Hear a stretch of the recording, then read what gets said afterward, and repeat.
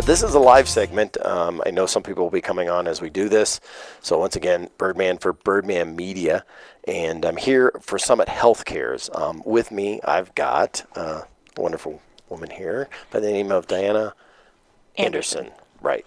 And what do you do at Summit Healthcare?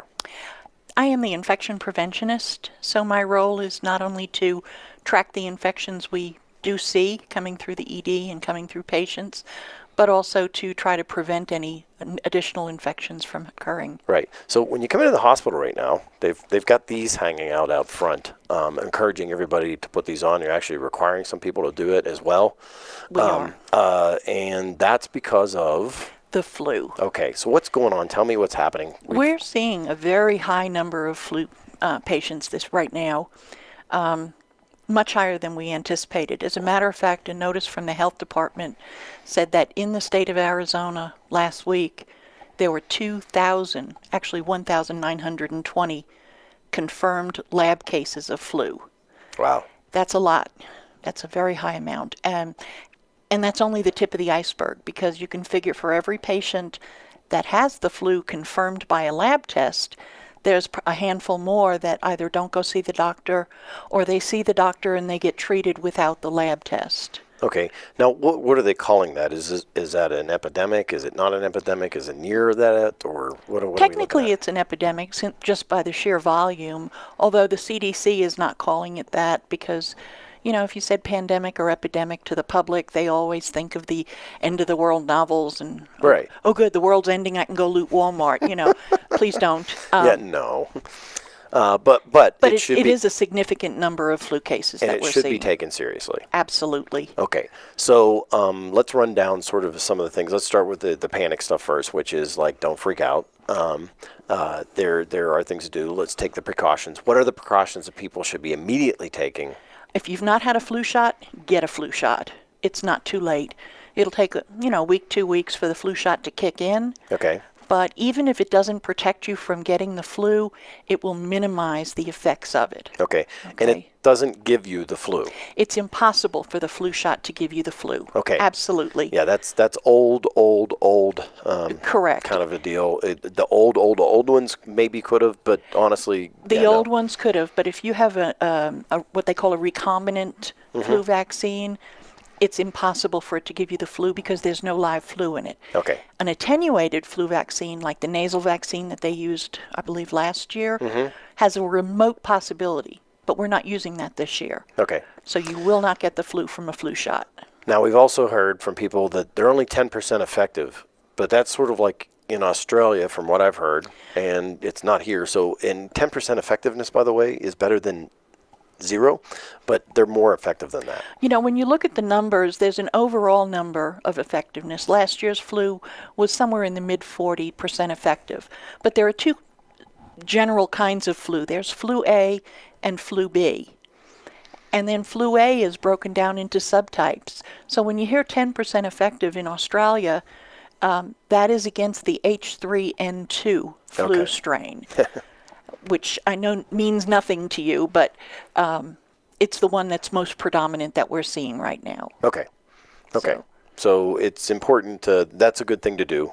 Getting a flu shot would be good. I've had a flu shot in the last 3 years and not had the flu in the last 3 years.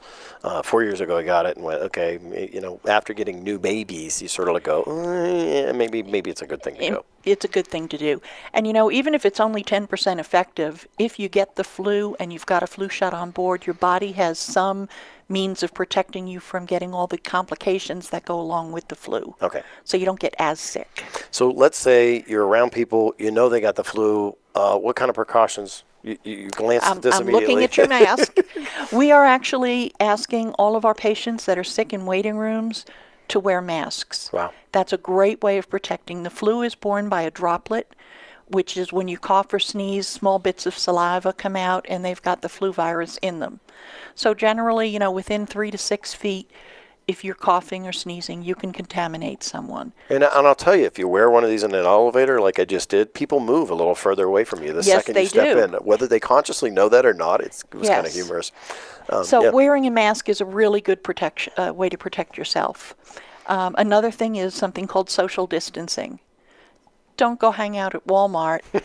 I'm not saying don't shop there because Right, that's important. right. But when you do, try to stay away from people. Don't be in big crowds. Right. It's not a good time of year to have a party and invite your 300 best friends to come over, unless you're going to pass out masks for all of them. Yeah. Washing your hands is probably the most effective thing you can do. The more you wash your hands, the less chance you have of the flu virus being contaminated when you shake hands with Yeah, people, the shaking of the pat hands them is a on big back. thing. Exactly. In addition, you might want to practice what they call cough hygiene or respiratory hygiene.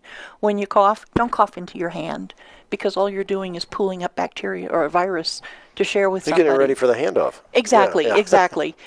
Instead, cough into your sleeve, cough into your jacket, something like that will help a lot more Okay. in protecting other folks. What else do we need to know? Flu is treatable. We are seeing a lot of complications that come along with flu this year. Antibiotics do not help the flu at all, because Okay. flu is a virus. Antibiotics only work on bacteria. So a flu or a cold has the fever. Which one has the fever? That's a very good question, because it's an old wives' tale. Oh. Flu does not necessarily have a cold. Flu does not necessarily have a fever. Okay. Cold does not necessarily have a fever either. So neither one of Flu those is apply. more likely to have a fever. Okay. But you can't say, oh, I don't have the flu because I have no fever. Ah. Now, we are doing fever testing on staff right now. We're checking the staff every shift to see if anybody is showing symptoms or is experiencing a fever. So then along with that, if you can be contagious even though you don't have a fever. Absolutely. Okay. That was what I was getting at. Everybody Okay. uses that indicator as, well, I don't have a fever, so I must not be contagious. Oh, correct. But the flu has an incubation period where you are contagious for a couple of days beforehand. Bummer. So, It'd be exactly. so much easier if there was just a mark in the sand, It would be really nice if a sign just came on your forehead that said, I'm contagious now. Right. But it doesn't work that way. Okay, so do not go by that, well, I don't have a fever, so I'm good to go out and hang out and shake everybody's hand and cough on them. Correct. This is a really good time to stay away from crowds. Yeah. So if you're antisocial, good for you right now. Awesome. Yeah. Exactly. Not a problem. And you can't spread the flu over Facebook, so you can still talk there. Facebook is a good place, or Skype, or any of the other electronic. Does Very weed good. out the flu. Awesome. Any other things that we want to know or make sure people are aware of? If you're coming to visit somebody at the hospital and they have the flu, please rethink, do you really need to come visit them? A phone call would be so much better than coming in. We do make our visitors put on isolation garb, which is a mask, gloves, and a gown. Wow. And that's to protect them from picking up anything, but it's also to keep them from dragging anything out of the room and sharing it with the next person they come along. Okay, let's address, I get what I think is the flu. What are my steps? Do I come direct to the hospital, to the emergency room? What are the steps? How do I know how serious this is and whether or not Depending on how sick you feel. Okay. Most people with the flu have aches, pains. They probably have a headache. They might have a kind of a cough. If you feel sick enough to call your doctor, call the doctor's office first. Okay. And they'll give you some information whether you need to come in or not. Just because you have the flu does not mean you need to come roaring by EMS into the emergency department. Okay. Unless you're having severe trouble breathing, unless you have a child, let's say you have a baby that you think has the flu and they're not drinking bottles and their diapers are not getting wet, showing that they're getting really dehydrated, or a small child that's not using the restroom. If you're having difficulty breathing, by all means, come in through the emergency department. Okay. So dehydration and extreme dehydration and respiratory, any problems breathing? Oh. People often say that they have the stomach flu. I don't know if you've ever heard anybody say that. Yes, I have heard that. It's no such thing. Flu is a respiratory disease. Okay. Now, you might have some nausea and vomiting that go along with the flu. Usually that's because you've got sinus drainage that's upsetting your stomach. You may have some other GI type distress. Well, I think the stomach flu comes from New Year's Eve. That's where that came from. But could anyways, be. different kind of thing. Yeah. So, okay.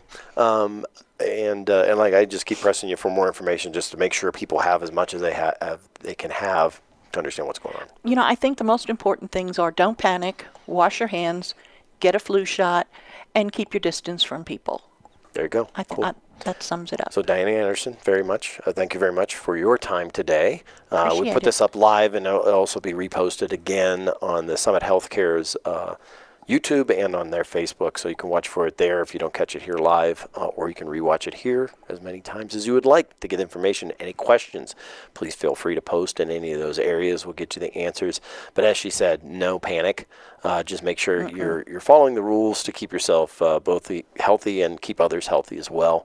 And thank you very much for your time. I appreciate it. I'm not going to shake your hand because I'm in the anti-handshaking mode at this point, I think. There we go. Very cool. Thank you. Thank you. That's going to be it for this episode of Summit Healthcare's. I'm Birdman reminding you, be healthy.